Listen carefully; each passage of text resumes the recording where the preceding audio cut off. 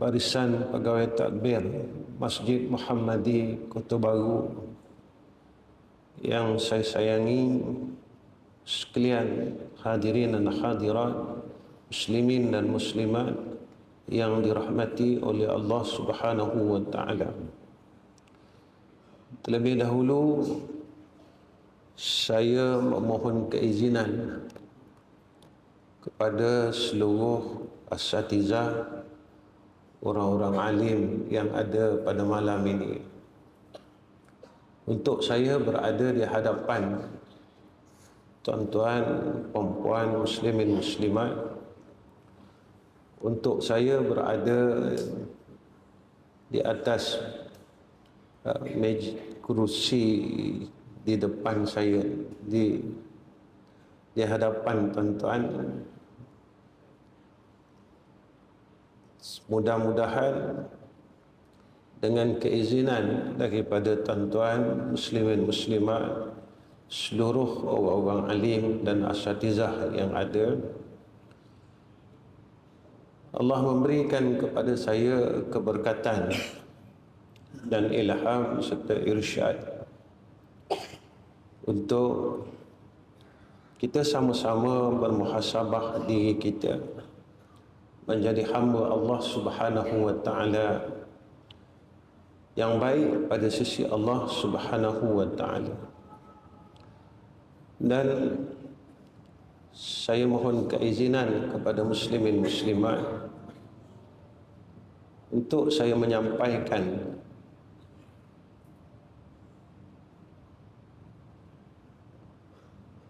akan beberapa perkataan yang khususnya untuk menasihati diri saya sendiri,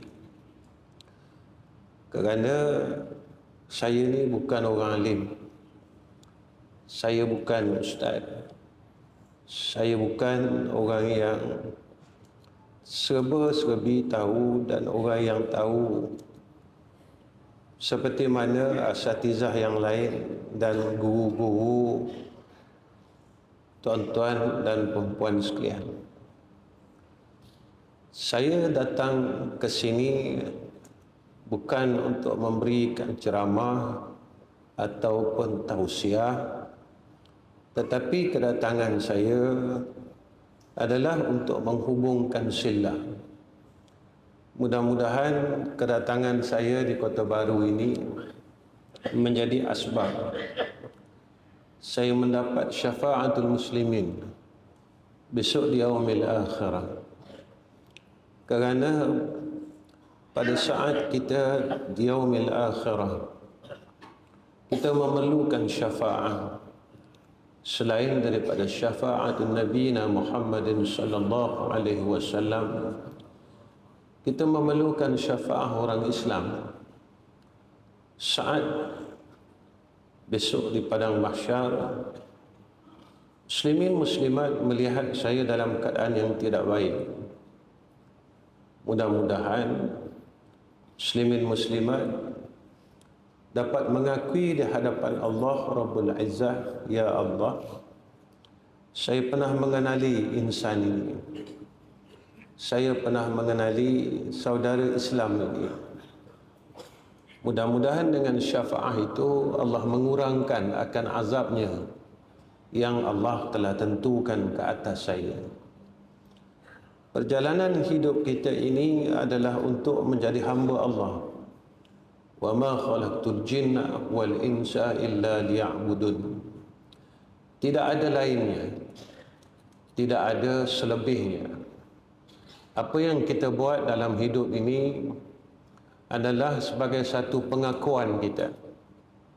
Apakah kita masih boleh untuk menjadi hamba Allah, ataupun kita telah menjadi hamba selain daripada Allah Subhanahu wa taala.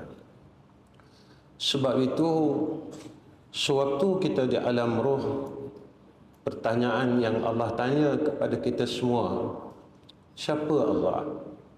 Alastu bi rabbikum qalu bala syahidna. Dan saat kita direzekikan untuk melihat alam dunia ini, direzekikan untuk mendapat nikmat dunia ini, kita disambut dengan kalimah syahadah, iaitu diazankan dan diiqamahkan pada telinga, mengingatkan kita semula tentang Allah, mengingatkan tentang pengakuan kita, syahadah kita yang pertama di alam roh, bahawa alam ini adalah alam ujian. Dunia ini adalah satu tempat yang bernama la'ibun wa lahun, permainan, kelalaian, dan manusia banyaknya tewas apabila direzekikan untuk berada di dalam dunia ini, kerana dunia ini tempat main yang mengasyikkan, sehingga kita terlupa kita dengan permainan dunia ini. Kita terlupa kenapa Allah wujudkan kita dan jadikan kita di dalam dunia ini. Wa ma khalaqtul jinna wal insa illa liya'budun. Dan jika kita terus lupa, Allah menjanjikan kepada kita, fadhuqu bima nasitum liqa'a yaumikum hadza inna nasinakum. Maka Allah mengatakan dia akan lupa kita besok di yaumil akhirah. Dan jika kita terus bermain, kerana dunia ini adalah la'ibun wa lahun. Tetapi jika kita masih istiqamah dengan apa yang kita syahadahkan dan perjanjian kita kepada Allah Subhanahu wa taala, maka saat kita balik menemui Allah, faman kana yarju liqa'a rabbih falyamal amalan salihan wa la yusyrik bi'ibadati rabbih ahada. Maka dapatlah kita mengingati akan syahadah kita semula. Maka Nabi menyatakan kepada kita, siapa yang akhir kalamnya dapat menyebut la ilaha illallah, maka janji daripada Sayyidina Rasul dakhalul jannah. Maka pengakhiran kita juga adalah syahadah. Lalu seawal pertanyaan, hari pertama kita di alam kubur, perkara yang pertama ditanya bukan harta kita, bukan nama kita, bukan ilmu kita, bukan sebanyak mana amalan kita, bukan banyak mana rumah kita, bukan banyak mana harta yang kita berusaha, kita himpunkan selama hidup ini yang tidak pernah kita berhenti mengusahakannya. Sehingga kan kita lupa untuk mengusahakan perkara yang sepatutnya kita usahakan selepas kematian kita. Lalu perkara yang pertama ditanya adalah siapa Tuhan kamu? Kamu masih ingat lagi atau tidak siapakah Tuhan kamu? Man rabbuka? Siapa Tuhan kamu? Siapa Tuhan kamu? Siapa Tuhan kamu? Jika semasa hidup ini kita gagal untuk kita mengingati Allah, mentaati Allah, mengikut perintah Allah dengan sebenarnya, maka lidah kita akan gagal untuk mengatakan Allahu Rabbi, Allah itu adalah Tuhanku. Saat kita ini ditanya, apakah kamu kenal akan pemuda tersebut? Pemuda yang begitu cantik, pemuda yang wajahnya begitu indah, pemuda yang semasa hidup ini kita zahirkan, anta syamsun, anta badrun, anta nurun fauqa nuri, yang mana wajahnya penuh dengan nur, dengan cahaya yang tidak semua umatnya mampu untuk melihat. Tidak semua umatnya yang direzekikan untuk melihat akan wajah, akan insan ini. Tetapi perkara itu yang akan ditanya besok di alam barzakh. Apakah kamu kenal siapakah pemuda itu? Tetapi jika di dalam dunia kita tidak mengindahkannya, Kita tidak mahu mengikut akan setiap apa yang disampaikan, apa yang diperintahkan. Tidak ada qalbun Nabi dalam hati kita. Tidak ada akhlakun Nabi dalam zahir kita. Tidak ada lisanun Nabi pada perkataan kita. Perkataan, perbuatan dan hati kita. Nescaya kita tidak akan mengenal akan insan tersebut. Lalu kita tidak boleh mengatakan bahawa itulah Sayyiduna Muhammad sallallahu alaihi wasallam. Sebab itu muslimin dan muslimat yang dirahmati oleh Allah Subhanahu wa taala, maka perjalanan hidup kita adalah sama ada kita berjaya atau tidak untuk mengekalkan diri kita sebagai seorang mukmin dan seorang muslim. Jika kita gagal untuk mengekalkan kedudukan kita sebagai seorang mukmin dan seorang muslim, nescaya kita akan gagal di yaumil akhirah. Sebab itu yang dirisaukan oleh Sayyidina Rasul adalah di yaumil akhirah. Yang digelisahkan oleh Nabi adalah yaumil akhirah. Yang difikirkan oleh Nabi kepada umatnya adalah kedudukan kita besok di yaumil akhirah. Kesakitan dalam dunia ada berakhirnya. Kesusahan dalam dunia ada berakhirnya. Kesakitan di dalam dunia ada berakhirnya. Tetapi kesusahan di akhirat tidak ada akhirnya. Kesakitan di akhirat tidak ada akhirnya. Kesusahan di akhirat tidak ada akhirnya. Sebab itu saya kena berhati-hati dan semua orang kena berhati-hati, kerana kita bersedia atau tidak bersedia kita akan menuju kepada akhirat. Kita suka atau tidak suka kita akan menuju kepada akhirat. Kita redha atau tidak redha kita akan menuju kepada akhirat. Tetapi apa yang telah kita buat untuk kita menuju kepada hadrah Allah Rabbul Izzah, apa yang telah kita lakukan dalam dunia ini untuk kita berhadapan dengan Allah Rabbul Izzah, apa yang telah kita gunakan, segala nikmat Allah yang Allah berikan kita di dalam dunia ini untuk kita berhadapan dengan Rabbul Izzah, apa yang telah kita pakai, segala nikmat yang Allah berikan kepada kita di dalam dunia untuk kita berhadapan dengan Rabbul Izzah. Kerana summa latus'alunna yawma izin anin na'im. Setiap nikmat yang Allah berikan kepada kita akan dipersoal satu persatu tanpa ada tinggalnya.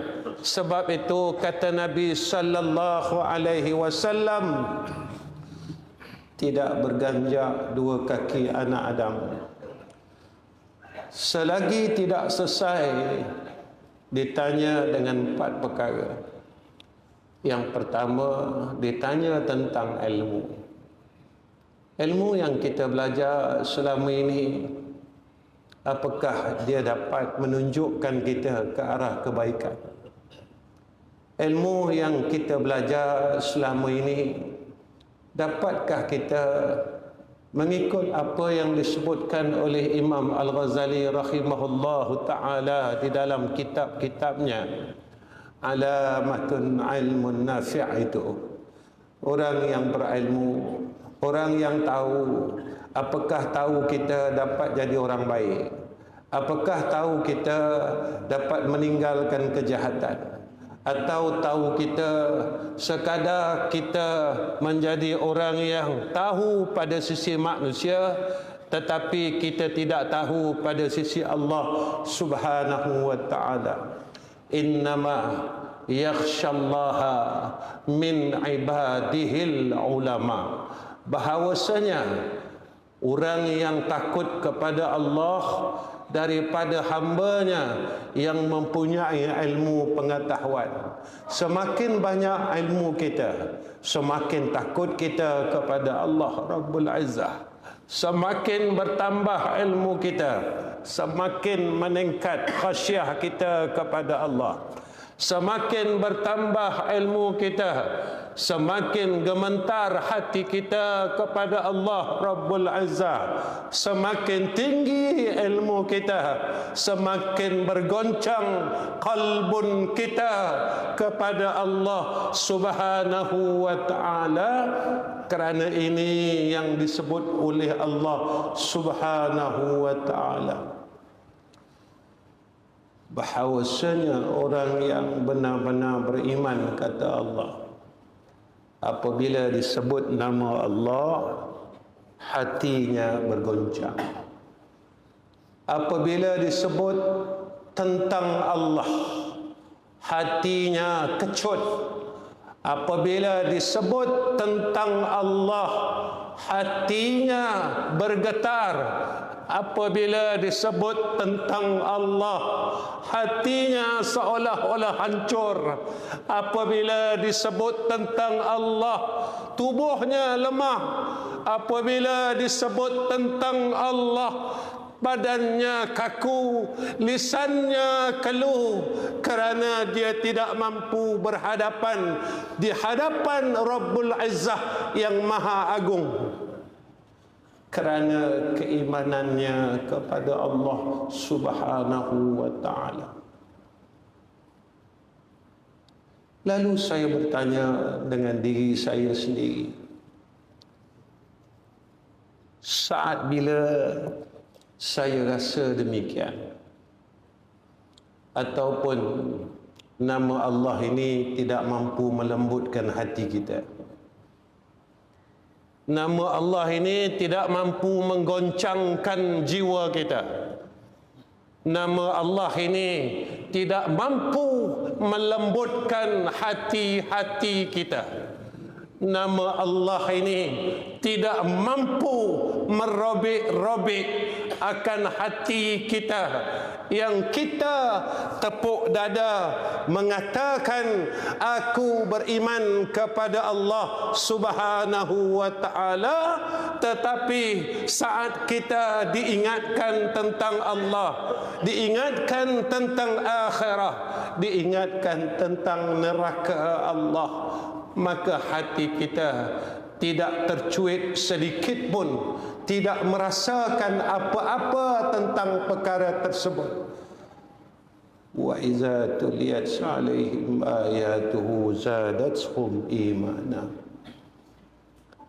Apabila dibacakan atas mereka itu akan ayat-ayat Allah, lalu iman mereka bertambah. Sebab itu kita akan ditanya tentang ilmu. Kedua, kita akan ditanya tentang harta. Ketiga, kita akan ditanya tentang sihat kita. Keempat, kita akan ditanya tentang masa lapang kita. Apa yang kita lakukan dalam hidup ini, muslimin muslimat yang dirahmati oleh Allah Subhanahu wa ta'ala. Sayyidina Rasulina Muhammad sallallahu alaihi wasallam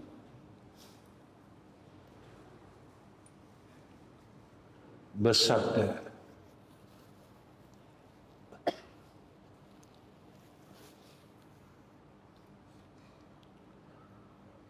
saya tuan-tuan nak datang masjid tuan-tuan ni, saya rasa takut sebenarnya. Sampai saat ini masih tidak hilang lagi rasa takut saya dengan tuan-tuan. Saya takut tu sebab saya ni bukan orang alim.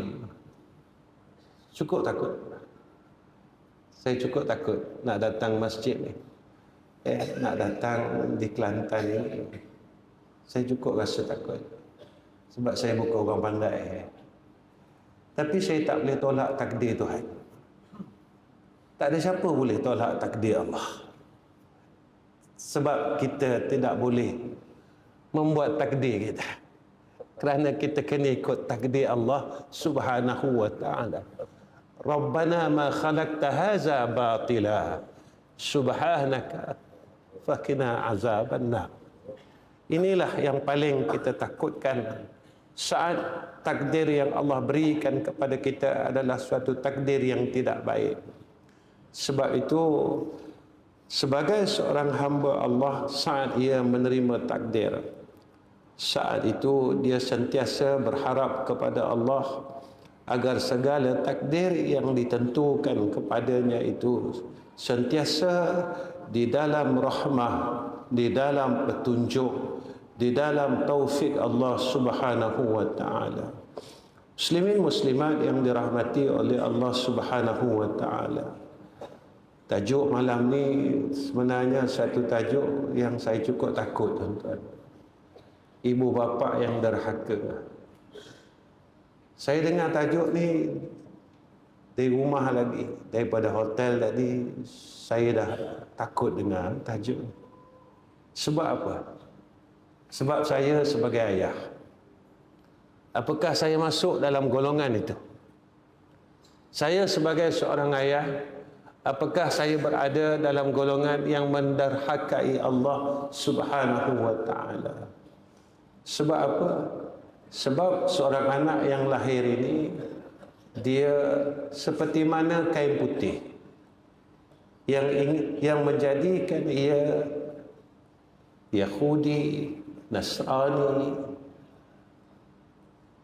adalah mengikut apa yang telah kita didik anak-anak kita. Jika kita didik anak-anak kita dalam perkara yang tak baik, kita bersalah dengan anak-anak kita. Kita bukan ayah yang baik. Jika kita tidak mengikut apa yang dipesan oleh Nabi kita sallallahu alaihi wasallam, kita adalah ayah yang gagal.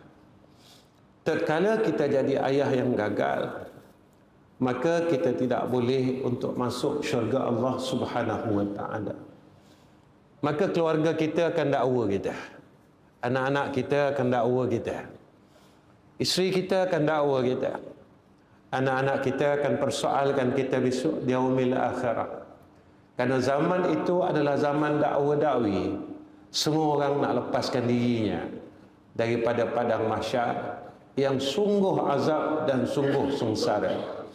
Sebab itu Nabi jelaskan kepada kita, apabila mati anak Adam, iza mat al-insan inqata anhu amaluhu illa min thalathin.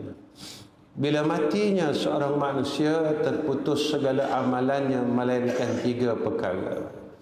Hadis ini pada saya satu hadis yang penuh dengan rahmat Allah. Pertama, Nabi kata sedekah jariah. Kedua, ilmu manfaat. Dan ketiga, anak yang saleh yang mendoakan untuknya. Rahmat Allah terlalu luas. Tak semua orang ada harta. Ada orang yang dikurniakan harta, maka boleh dia buat sedekah jariah. Bagaimana orang miskin? Orang miskin dia tak boleh buat sedekah jariah. Dan diberi pilihan yang kedua, iaitu ilmu yang manfaat. Orang yang menunjukkan kepada jalan kebenaran. Sehingga Nabi SAW berpesan kepada kita, siapa yang menunjukkan kepada jalan kebenaran, jalan kebaikan, maka seperti mana orang yang berbuat baik, maka dia dapat perkara yang serupa seperti mana orang yang berbuat baik. Tak semua orang dikurniakan untuk mendapat ilmu dan dapat mengajar orang lain. Maka ada satu pilihan, iaitu anak yang saleh yang mendoakan bagi mak dan ayahnya. Besarnya rahmat Allah. Saat kita tidak ada harta, kita tidak ada ilmu yang disebutkan oleh Sayyidina Ali sebagai harta. Tetapi masih ada satu harta di dalam hidup kita, iaitu anak yang saleh. Ketiga-tiga perkara ini, tuan-tuan, adalah harta. Harta dunia adalah harta, ilmu yang manfaat juga harta, dan anak yang saleh juga harta. Sebab itu, tuan-tuan, apa yang Nabi SAW buat kepada anaknya Sayyidatina Fatimah.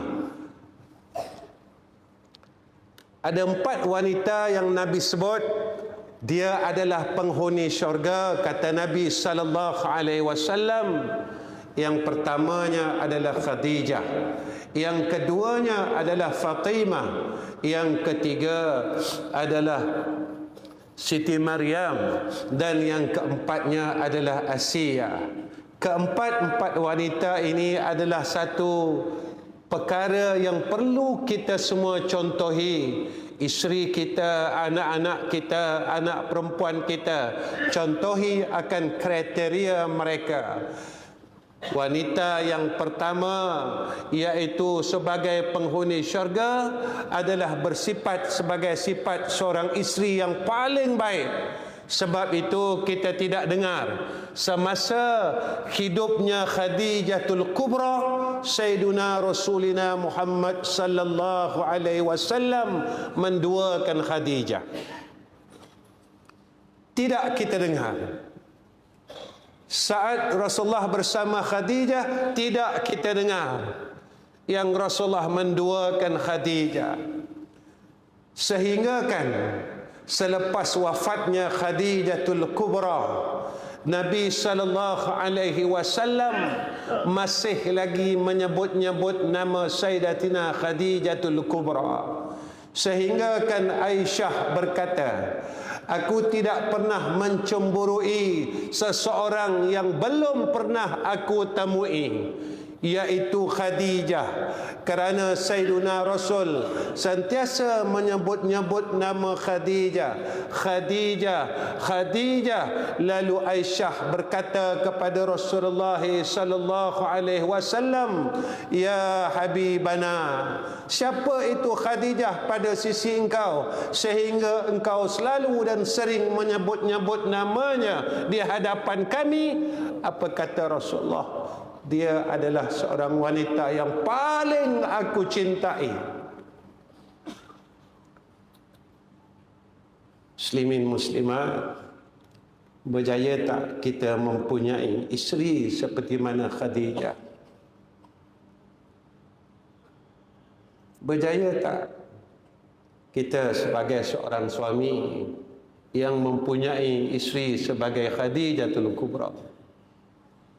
Berjaya atau tidak kita didik isteri kita supaya dapat mengikut akan sifatnya Sayyidatina Khadijatul Kubra? Saat Nabi sunyi, Khadijah berada di sisi Rasul. Saat Nabi ketakutan, Khadijah berada di sisi Rasul. Saat Nabi lapar, Khadijah berada di sisi Rasul. Dan satu hari Sayyidina Rasul mendengar satu tangisan di dalam rumahnya, seperti mana tangisannya seorang anak yang kecil.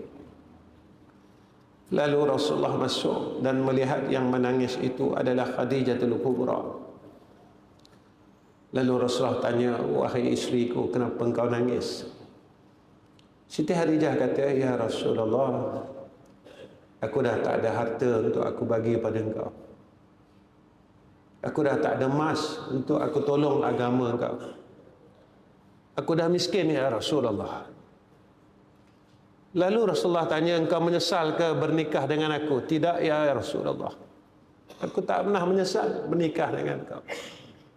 Cuma aku tak ada lagi harta untuk aku tolong kau ya Habibana. Tidak ada lagi satu harta yang aku boleh bantu engkau ya Habibana, wahai suamiku. Lalu Khadijah berkata, besok kalau aku mati, tulang belulang aku ini boleh engkau jual, dan duit tersebut engkau gunalah untuk engkau tegakkan agama Allah Subhanahu wa ta'ala. Muslimin, muslimat, isteri kita macam tu tak? Berjaya tak kita didik isteri kita menjadi isteri yang sedemikian? Kedua, wanita yang disebut oleh Rasulullah sallallahu alaihi wasallam Fatimah Zahra, sifatnya seorang anak yang saleh. Maka kata Aisyah, Fatimah ni macam Nabi, duduknya macam Nabi, cakapnya macam Nabi, berdirinya macam Nabi, perbuatannya macam Nabi. Apa yang Nabi buat, dia buat. Saat Nabi sampai, dia akan bangun dan dia akan cium Nabi, dia akan peluk Nabi. Dan saat Fatimah datang menziarahi Rasulullah sallallahu alaihi wasallam, Rasulullah akan bangun dan peluk Fatimah dan cium Fatimah Zahra. Maka apa yang Nabi buat, Fatimah buat. Maka Aisyah kata, Fatimah ni macam Nabi, sifatnya macam Nabi, perbuatannya macam Nabi. Itulah Fatimah Zahra.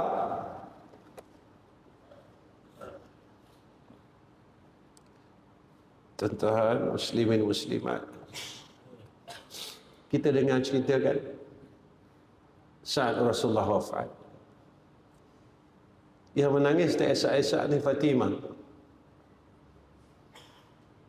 Yang nangis teresak-esak ni Fatimah Zahra. Tuan-tuan, bila cerita pasal Rasul ini, tuan-tuan, tak ada satu insan yang boleh kita gambarkan. Bila cerita tentang Sayyidina Rasul, tidak ada satu perkataan yang boleh kita lontarkan. Kita jadi orang Islam hari ini kerana pengorbanan Rasulullah sallallahu alaihi wasallam. Kita boleh baca Quran kerana pengorbanan Nabi. Kita boleh mendapat nama seorang Islam hasil pengorbanan Rasulullah sallallahu alaihi wasallam. Kita dapat berada di dalam rumah Allah yang indah ini hasil darah Rasulullah sallallahu alaihi wasallam.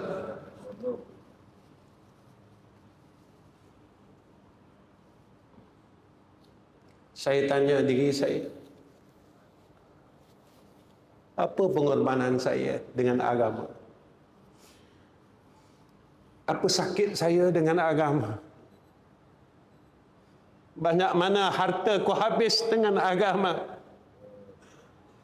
Berapa titis darahku yang telah jatuh ke bumi kerana agamamu, ya Allah.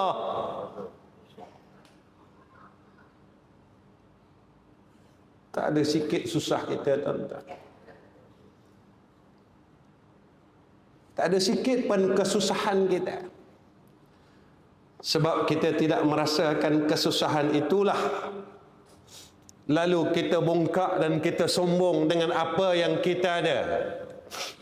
Walhal apa yang kita ada dan kita lalui adalah pengorbanan Rasulullah sallallahu alaihi wasallam.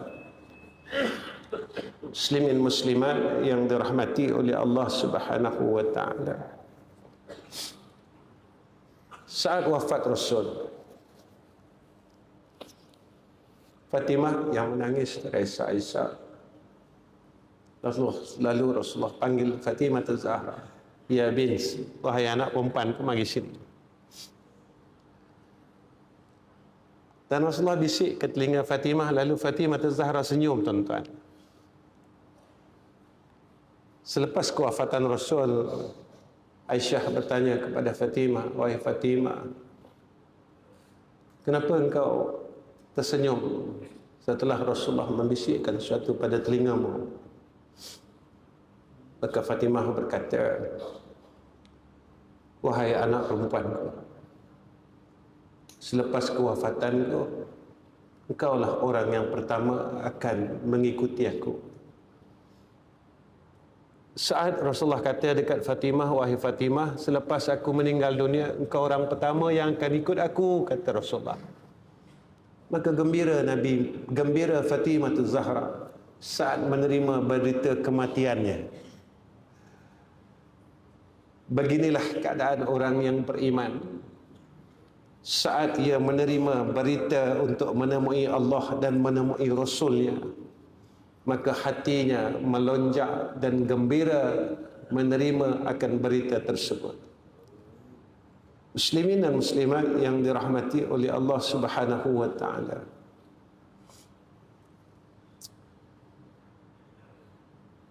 Jangan kita jadi seorang ayah dan seorang ibu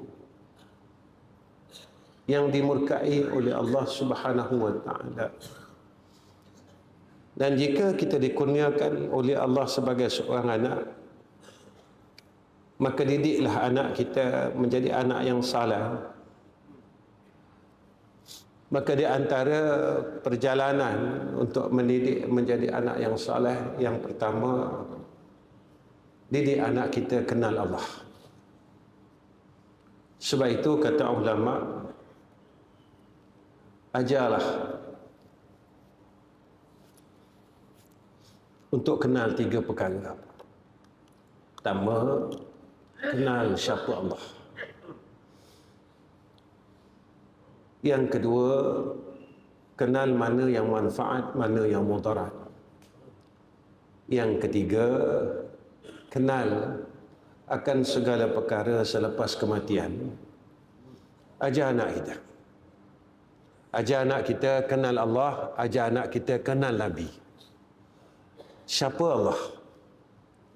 Besok kalau kita mati, kita boleh tersenyum kerana mereka kenal Allah.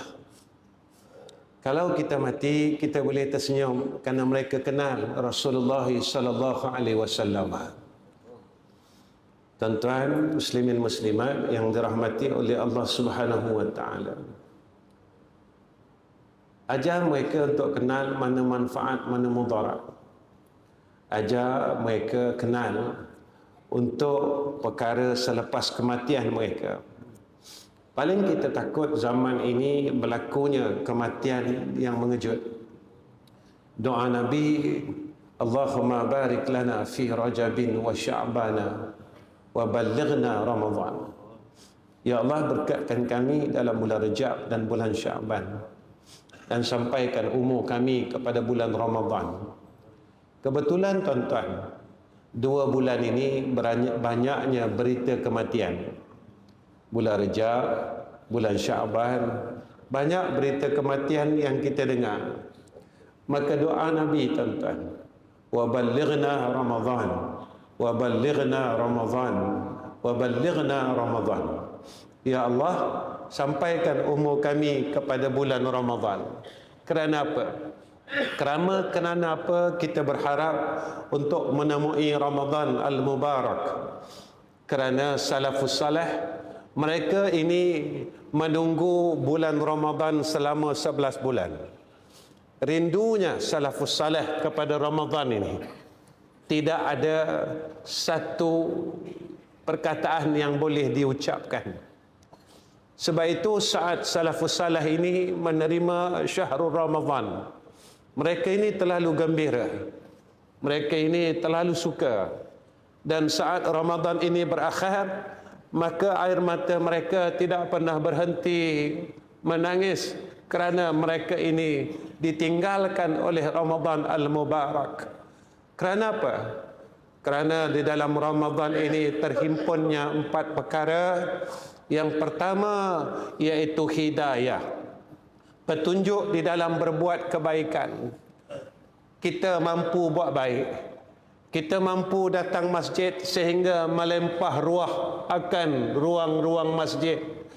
Dari mana datangnya manusia itu kita tidak tahu. Begitulah hidayah Allah yang Allah berikan kepada seluruh hamba-Nya pada saat syahrul Ramadan. Maka saat itu bumi itu dalam keadaan yang penuh rahmat. apa yang dijanjikan oleh Allah.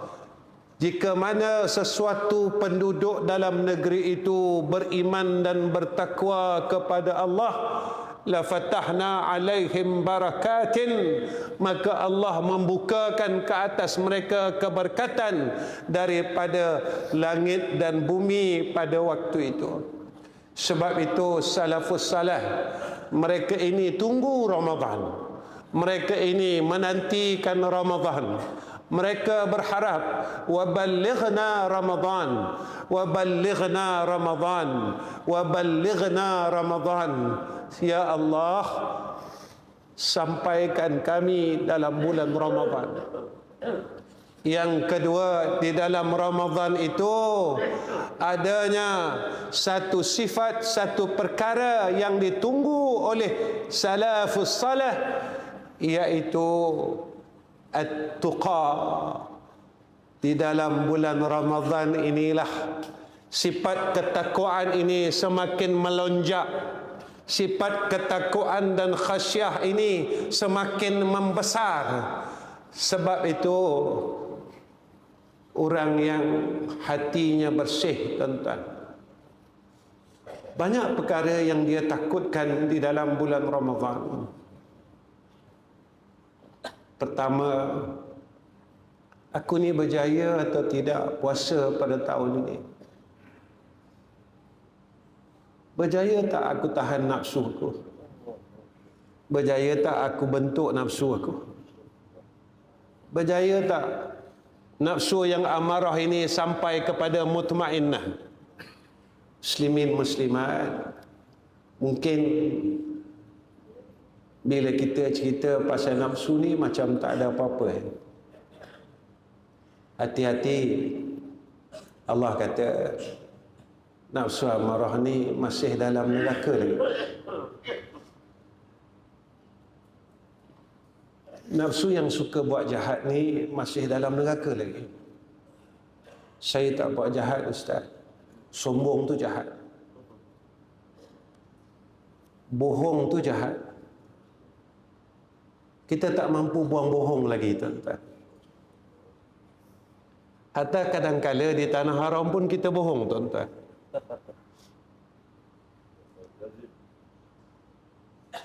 Hatta kadang-kala kita nak masuk raudah tu pun kita bohong, tuan-tuan.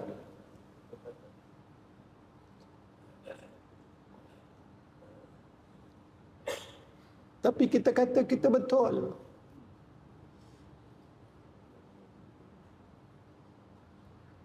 Tuan-tuan, di mana iman kita?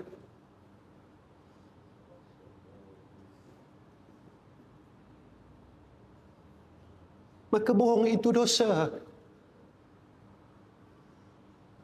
Dan kita belajar, tuan-tuan, bohong ini sifat seorang yang nifak, kata Nabi sallallahu alaihi wasallam. Kita tak mampu buang bohong, tuan-tuan.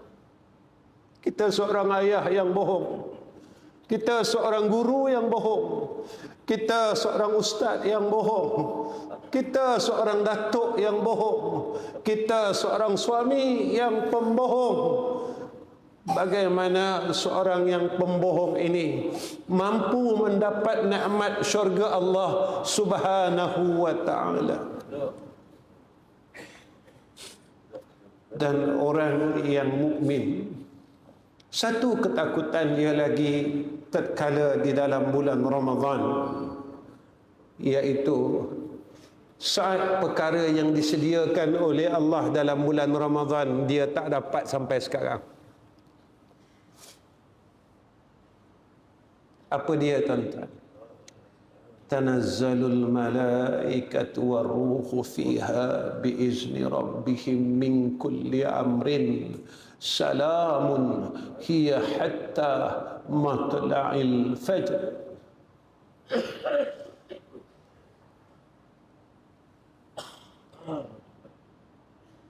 Dia takut kalau Allah tak bagi, tak kurniakan apa yang telah Allah kurniakan kepada orang saleh.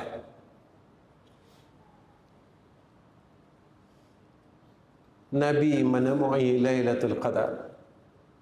Sahabah menemui Lailatul Qadar. Ulama-ulama menemui Lailatul Qadar.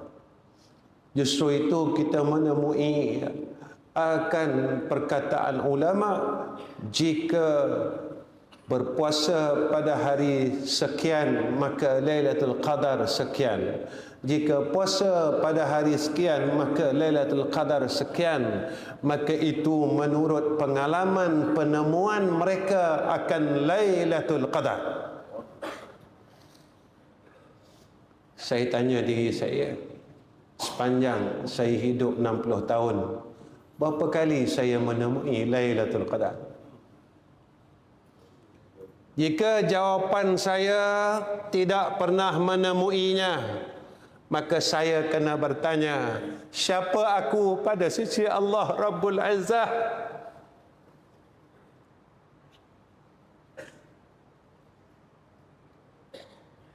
Jika saya memberikan jawapan sekitar 60 tahun ini, sekali pun saya tidak dikurniakan Lailatul Qadar, siapa aku pada sisi Allah Subhanahu wa ta'ala?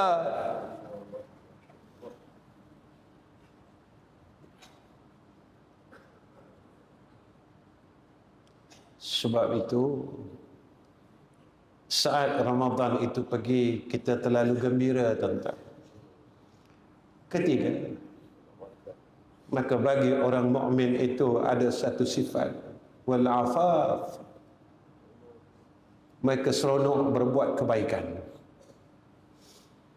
dan mereka tak mau berhenti buat baik. Lalu mereka berusaha untuk mengurangkan kejahatan dan mereka terus untuk berbuat baik dan terus berbuat baik. Kerana itu yang diperintahkan oleh Allah Subhanahu wa ta'ala, wal asri innal insana lafi khusrin illa alladhina amanu wa amilus salihat. Buat baik, tuan-tuan. Tuan-tuan muslimin muslimat, kalau kita tak mampu tambah baik, kita kurangkan buat jahat. Saya selalu ulang dalam kuliah saya. Saya sampai hari ini, tuan-tuan,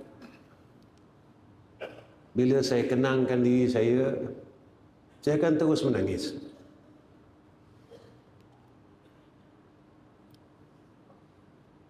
Saya hidup 60 tahun, tuan-tuan. Satu je saya tanya diri saya, layak tak aku masuk syurga engkau?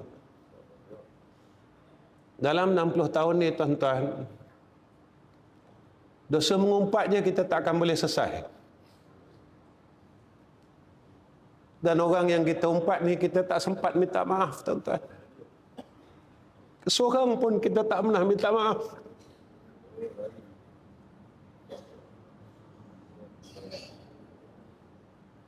Dan kita tak sempat minta maaf, tuan-tuan.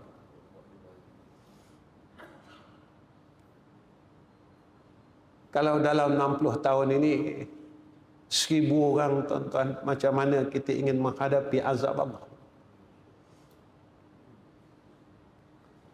Saya tidak bercerita tentang dunia ini.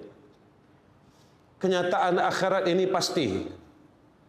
Kita berjaya dalam sembahyang, kita berjaya dalam puasa sunat, kita berjaya di dalam baca Al-Quran. Tetapi mulut yang baca Al-Quran inilah mulut yang membuka aib orang lain, yang mana aib itu ditutup oleh Allah begitu ketat. Tetapi kita sebagai seorang manusia yang tidak mahu melihat akan kesengsaraan akhirat itu, kita berusaha untuk buka dan terus buka perkara yang telah ditutup oleh Allah Rabbul Izzah. Kita jangan tengok dosa lain, tuan-tuan. Jangan tengok dosa lain. Jangan tengok dosa kita dengan anak kita. Kita pilih kasih dengan anak kita. Atas satu hari, seorang badui datang kepada Nabi. Apabila anak laki-lakinya datang duduk di ribanya, lalu dia cium anak laki-lakinya. Datang anak perempuan, duduk di ribanya tapi dia tidak cium anak perempuannya.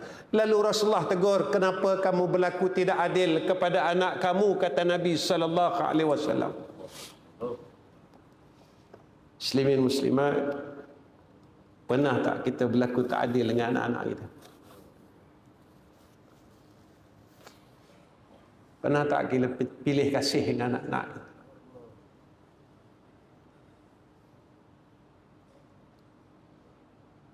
Macam mana besok kalau anak kita beritahu dengan Allah Ta'ala, ya Allah, masa aku hidup mak aku tak pandang aku pun sebab aku miskin. Ya Allah, masih hidup ayah aku tak tengok aku sebab aku ni bodoh. Ya Allah, masa aku hidup ni keluarga aku buang aku sebab aku ni tak ada harta. Ya Allah, yang buang aku adalah ayah kandungku, yang buang aku adalah mak kandungku, yang buang aku adalah keluarga aku sendiri.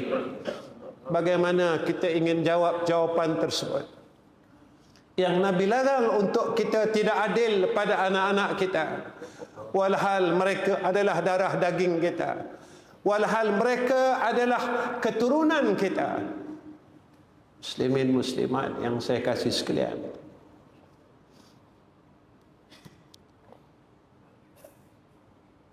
saya kalau fikir-fikir tuan-tuan, memang saya tak boleh masuk syurga lah. Belum kita tengok zaman muda kita lagi. Zaman muda kita tinggal semayang, kita tak puasa,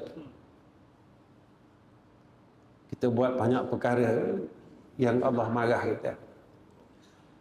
Dan yang keempat, Ramadan di dalamnya ada satu sifat, iaitu wal ghina. Hati yang kaya, hati yang tidak tamak, hati yang redha dengan setiap kurniaan daripada Allah Subhanahu wa taala. Sebab itu muslimin muslimat yang dirahmati oleh Allah Subhanahu wa taala, sebagai seorang mukmin, sebagai seorang muslim, maupun seorang ayah ataupun seorang ibu, maka kita berusaha untuk menjadikan diri kita sebagai seorang yang baik. Jika kita mahu anak-anak yang baik, maka wujudkan di dalam rumah kita suasana kasih sayang, iaitu suasana yang telah ditunjukkan oleh Rasulullah sallallahu alaihi wasallam dalam sebuah keluarga. Wujudkan kasih sayang, tuan-tuan. Wujudkan kasih sayang seperti mana perintah daripada Nabi sallallahu alaihi wasallam, man la yarham la yurham. Siapa yang tidak ada sifat kasih sayang, maka dia tidak berhak mendapat rahmat daripada Allah Subhanahu wa taala. Saya tanya diri saya, muslimin muslimat, tanya diri masing-masing, bila hari terakhir kita cium anak kita? Selalu yang cium anak ni mak, tuan-tuan. Ayah ni jarang nak cium anak.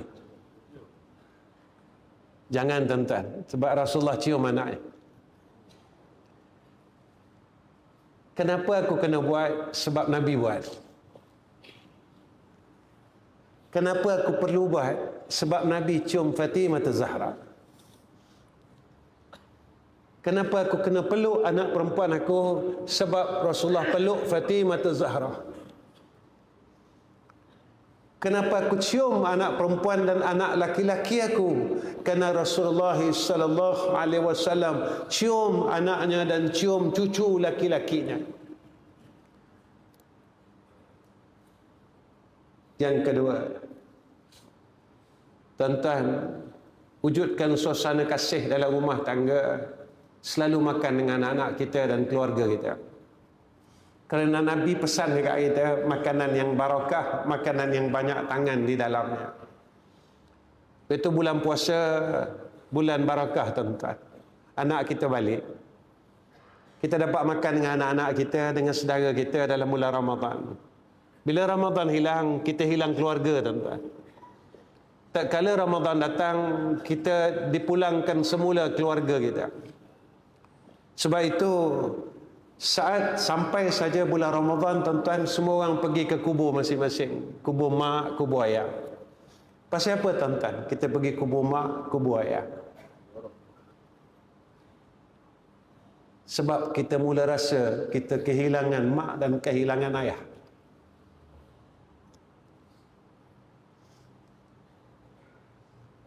Ramadan ini, tuan-tuan, mengembalikan kasih. Pada bulan lain, kita tak terasa hilangnya mak kita. Pada bulan lain, kita tak terasa hilangnya ayah kita. Tapi sampai Ramadan itu datang, kita rasa, tuan-tuan, ayah kita dah tak ada, mak kita dah tak ada. Masa tu kita mula rindu akan masakan mak kita, masakan teguran ayah kita. Saya dua-dua tak ada, tuan-tuan. Abah saya tak ada, mak saya tak ada. Satu hari saya bercakap dengan isteri saya rindu dengan mak saya. Saya rindu dengan abah saya. Isteri saya kata apa? Saat mereka hidup, banyak masa yang abang tidak boleh beri kepada abah dan mak. Masa itu saya nangis, tuan-tuan. Betul, tuan-tuan. Nikmat itu akan kita terasa hilangnya setelah nikmat itu dicabut oleh Allah Subhanahu wa taala. Tuan-tuan, jangan tidak merasa ibu dan ayah ini perkara yang tidak penting. Kita lihat seorang yang bernama Uwais Al-Qarni. Tempatnya diangkat kerana ia memuliakan seorang ibu. Walaupun dalam hidupnya tidak pernah menemui Rasulullah sallallahu alaihi wasallam, tetapi namanya disebut oleh Nabi. Tak pernah jumpa Nabi, tapi namanya disebut oleh Nabi. Hebatnya keberkatan seorang anak ketika ia berkhidmat kepada ayahnya dan berkhidmat kepada ibunya. Wujudkan makan sekali, tuan-tuan. Jangan makan seorang-seorang. Kalau boleh daripada malam ini, tuan-tuan, jangan kita tinggalkan isteri kita dan tinggalkan anak-anak kita. Sebab zaman akhir ini, apa kata Nabi sallallahu alaihi wasallam? Anak-anak ni dia akan rapat dengan kawan-kawan, dia jauh dengan mak dan ayah. Betul, tuan-tuan? Anak-anak kita jauh dengan kita. Dia tak peduli dengan kita, tuan-tuan. Dia tak tanya dengan kita. Dia lebih fikir tentang kawan-kawan dia. Dia tak tanya pun kita, tuan-tuan. Padahal kita yang besarkan mereka dengan maruah kita. Saya tak tahu, tuan-tuan. Dulu ayah saya besarkan saya dengan buku hutang. Kita bukan orang senang. Setiap bulan kita bawa buku hutang, tuan-tuan, nak beli beras. Setiap bulan kita bawa buku hutang nak beli gula. Setiap bulan kita bawa buku hutang nak beli tepung kerana nak besarkan anak-anak kita.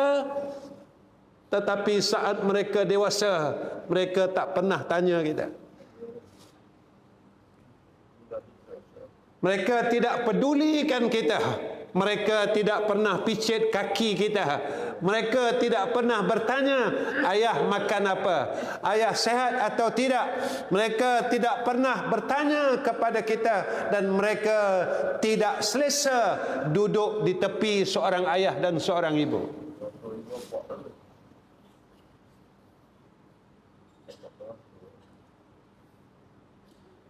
Anak-anak muda sekalian, kalau ada mak ayah, balik.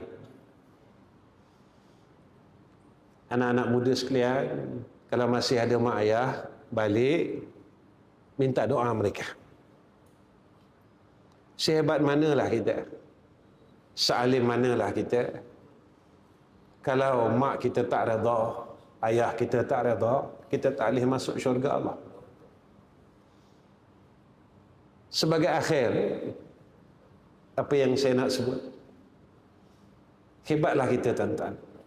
Sampai hari ini saya masih menyesal kerana saya tak dapat menghabiskan umur saya untuk abah dan mak saya. Penyesalan itu sampai hari ini tuan-tuan. Saya masih menangis sampai hari ini. Kerana saya tak boleh habiskan umur saya untuk kedua orang tua kita. Sebab apa? Saya ayah, saya atuk.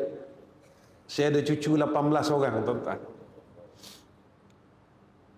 Kita sebagai ayah bohong kalau kita tak pernah sakit hati kita. Kita sebagai seorang ayah bohong kalau kita tak pernah kecil hati dengan anak-anak kita. Bohong tuan-tuan.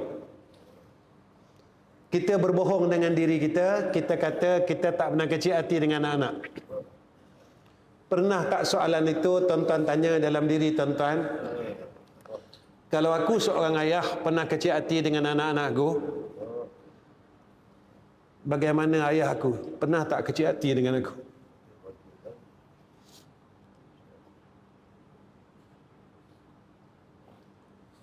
Persoalan saya satu je tuan-tuan untuk akhirkan program ini.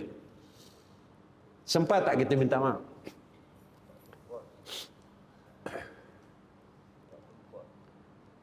Kita seorang ayah, saat kita berkecil hati dengan anak kita, kita tak bagi tahu anak kita. Ini sikap seorang ayah. Kita akan simpan tuan-tuan. Kita simpan sampai hari ini. Kita tak beritahu anak kita, ayah pernah kecil hati dengan abang, ayah pernah kecil hati dengan kakak, ayah pernah kecil hati dengan adik. Kita simpan hari ini tuan-tuan, simpan dan terus simpan. Jika kita ayah yang baik, kita akan berkata sebelum daripada tidur, ya Allah, aku ampunkan semua kesalahan anak-anakku. Cuma jika kita ni seorang ayah yang pendendam, ayah yang tidak baik, lalu dia mengatakan, aku tak maafkan semua kesilapan anak-anak aku. Jika itu yang berlaku kepada ayah dan mak kita sewaktu mereka hidup, sehinggalah mereka telah meninggalkan kita sampai saat hari ini.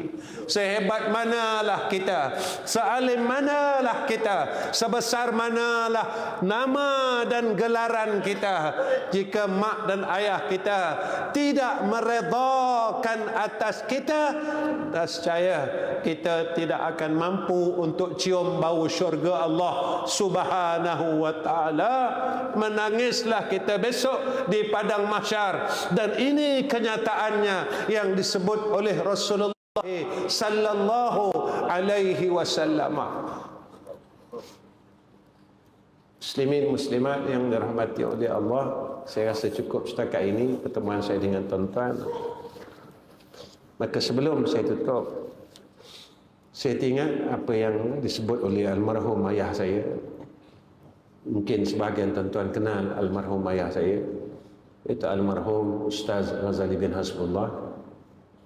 Saya pun tak tahu tuan-tuan, tapi saya tengok satu video kuliah dia.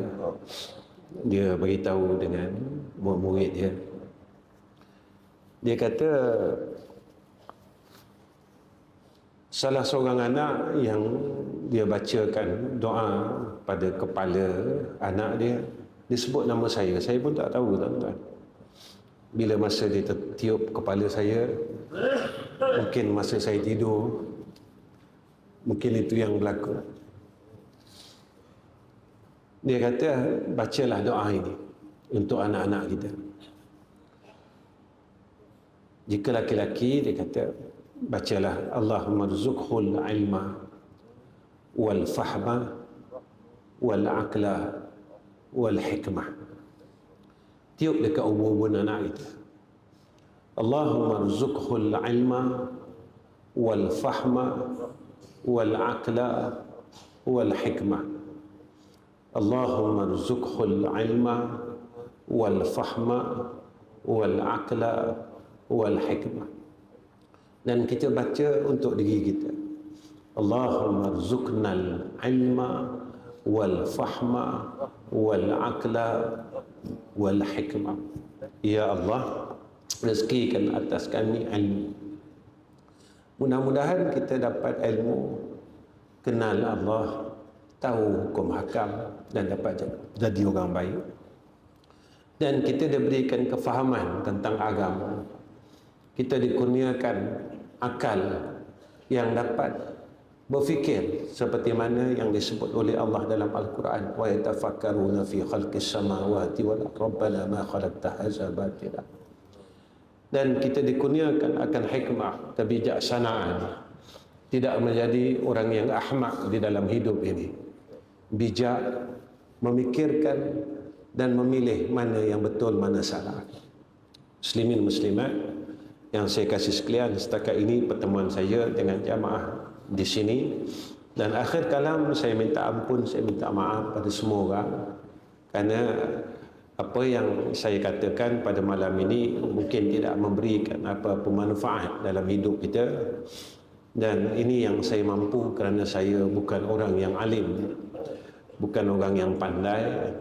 Cuma apa yang saya katakan pada setiap kuliah saya, supaya saya tak lupa yang saya ni untuk jadi orang baik. Saya selalu ingatkan perkara-perkara ini sebenarnya untuk saya dan keluarga, agar kami sentiasa beringat supaya kami dapat jadi orang baik. Suatu hari saya berpesan kepada isteri saya. Saya cakap dengan dia, saya kata kita ni dah tua. Cukuplah, saya kata. Kita dah tua, cukuplah. Kalau ada orang buat jahat dengan kita, jangan balaslah dengan jahat. Cukup dah sebab kita dah tua. Cuba balas dengan benda baik. Kalau kita ada benci orang, tolong maafkan mereka. Sebab kita ni dah tua. Tak lama lagi Allah ambil kita. Kita tak mahu diambil dalam keadaan ada rasa penuh dengan kebencian dalam hati. Cukuplah, saya pesan dengan isi saya. Kita dah uzur, tuan-tuan. Dah uzur, badan pun sakit, dan sakit kita macam tak pernah akan ada sihat. Sekejap sakit, sekejap sihat, sekejap sakit dan sekejap sihat. Seolah-olah macam sihat itu tak akan wujud dalam hidup kita. Badan kita pun dah lemah, kita pun dah tak kuat macam dulu. Dan inilah tanda bahawa Allah hendak menemui kita. Maka bersiaplah untuk menemui Allah Rabbul Izzah. وقال النبينا محمد صلى الله عليه وسلم الكيس من دان نفسه وعمل لما بعد الموت. وآخر كلام السلام عليكم ورحمة الله وبركاته. بسم الله الرحمن الرحيم. الحمد لله رب العالمين، والصلاة والسلام على أشرف الأنبياء والمرسلين وعلى آله وصحبه أجمعين. Ya Allah, ya Tuhan kami angkatkan dua tangan kami yang penuh rasa hina, yang penuh rasa salah, yang penuh rasa keinsafan. Tolong ampunkan semua dosa-dosa kami. Tolong maafkan semua kesalahan kami, ya Allah. Ya Allah, jika kami masih berbuat kejahatan dan kemaksiatan, maka tolong kami dan bantu kami untuk kami berhenti daripada buat jahat, untuk kami berhenti daripada buat dosa dan maksiat. Kami tidak ada daya dan upaya, ya Allah, untuk meninggalkan kejahatan, melainkan dengan pertolongan Engkau, ya Arhamar Rahimin. Ya Allah, ya Tuhan kami, jadikan sisa-sisa umur kami agar berakhir umur ini dengan kebaikan, agar berakhir umur ini dengan ketaatan dan keridhaan-Mu, ya Allah. Ya Allah, kurniakan atas kami lisan kami dapat menyebut nama-Mu saat kami menemui Engkau, ya Arhamar Rahimin.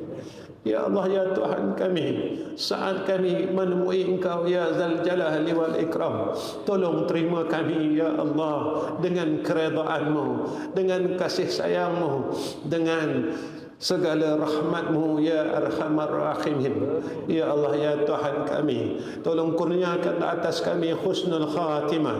Tolong kurniakan atas isteri dan anak-anak kami husnul khatimah. Tolong kurniakan atas keluarga kami husnul khatimah. Ya Allah, ya Tuhan kami, tolong kurniakan atas kami syafaat Sayyidina Rasulina Muhammadin sallallahu alaihi wasallam. Kami tak kuat ya Allah dengan tidak adanya syafaat Sayyidina Rasul. Ya Allah, kami tidak ada daya dan upaya ya Allah. Tolong kurniakan kami syafaat Nabi Muhammadin sallallahu alaihi wasallam. Ya Allah, besok di yaumil akhirah agar kami ini dipandang oleh Rasulullah sallallahu alaihi wasallam dan dikenal oleh Nabi kami Nabi Muhammad sallallahu alaihi wasallam. Allahumma ij'al hadza jam'ana jam'an marhuma wa tafarraqna min ba'dihi tafarruqan ma'suma. Wa sallallahu ala sayyidina Muhammad wa ala alihi wa sahbihi wa baraka wa sallam. Walhamdulillahi rabbil alamin.